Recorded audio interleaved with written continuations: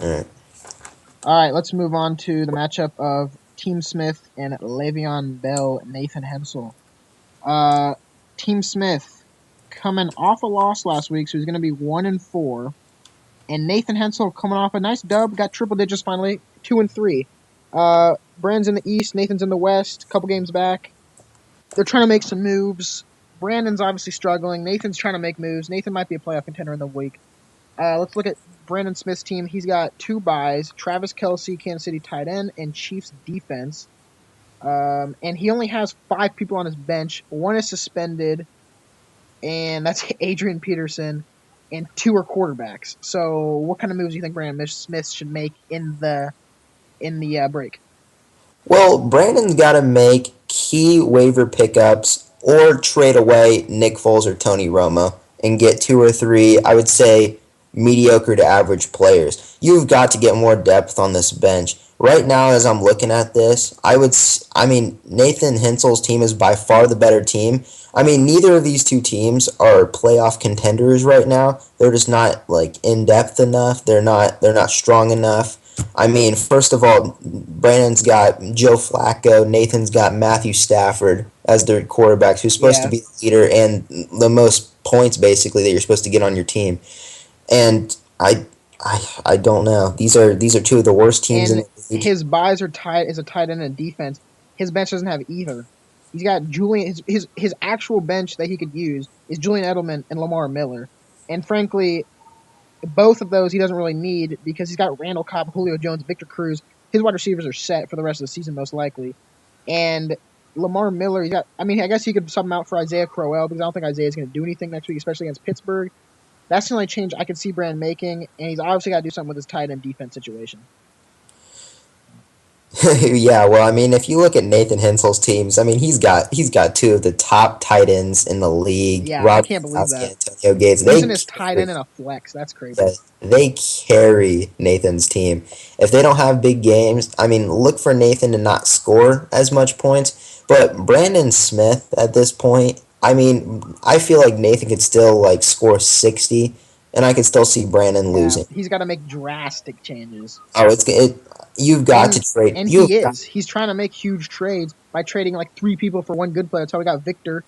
And I mean, I guess it's working. It's going to work for a couple weeks, but it's remember this is a marathon, not a sprint, and he just can't last 14 weeks.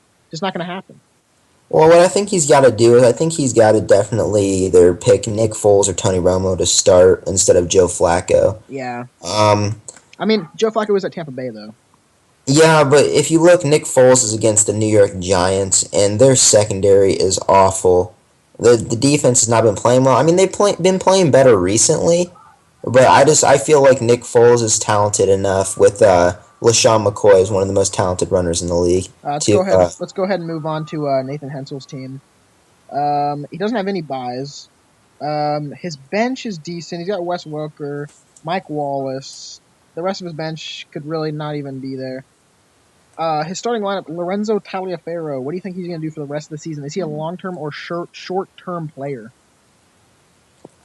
um I would say Lorenzo Taliaferro is mediocre at best. I mean, he doesn't really Nathan doesn't really have any other running backs. I mean, he's got Trent Richardson, but Trent Richardson was a fantasy dud last year. Yeah, and Carlos is just not a fantasy running back. Let's be honest. No, Carlos is the he shares touches with Frank Gore.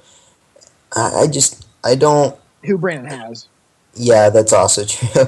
And I don't see him starting anybody else. I mean, if he picks up somebody on the waiver wire, I don't know, but I guess he has to start him. If I was Brandon Smith, I would be scared about three players on Nathan Hensel's team right now. Oh yeah. Forget the quarterbacks, forget the running backs, forget the wide receivers. I'm looking at Rob Antonio and Broncos defense. They're playing Buffalo, Oakland, and Jets respectively. Broncos defense could go in there and get 20 plus points. To be honest, I mean the Chargers they drew the Jets to nothing last week, and I don't see the Jets scoring any more against the Broncos. I would agree. I feel like Rob Gronkowski and Antonio Gates could easily drop 15, and the Broncos defense is absolutely playing stellar this year, in my opinion, Oh yeah, compared to last year.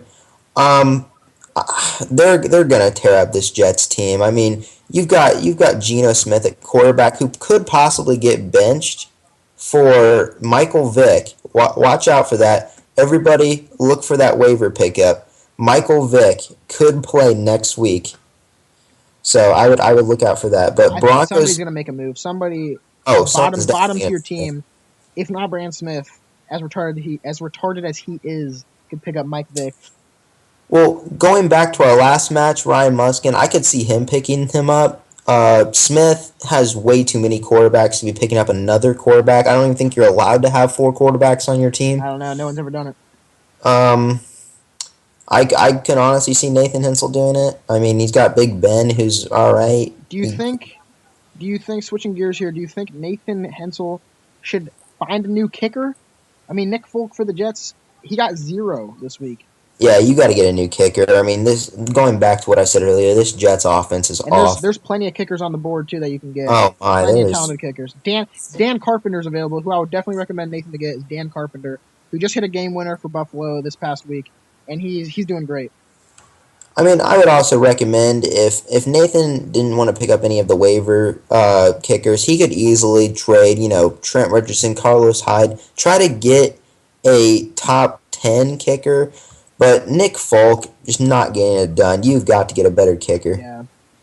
All right, prediction time. Brandon Smith and Nathan Hensel. I think it's obvious who's going to win this one, unless somehow Brandon makes like huge changes to his lineup, which I don't really see happening. I'm predicting Joe Flacco to probably get like 15 or 12 points, nothing very spectacular. I'm going to predict Nathan Hensel to not get 100 this week. He's going to get around what Ryan's going to get, which is around 94. But I'm going to look for Brandon Smith to get under. I'm going to make a huge bet here and he's going to get under 60 this week. You see, I agree and disagree with you. I agree with Brandon Smith getting around 60, but I disagree with you about Nathan getting 90 or 80 around there. I'm feeling Nathan Hensel more of a. I'm feeling this game of being a more low scoring affair.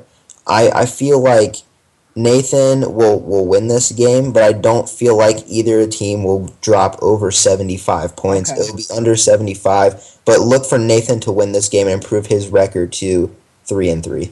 3-3. If Nathan goes 500, that could really shake things up in the West. We will look at that and we will move on.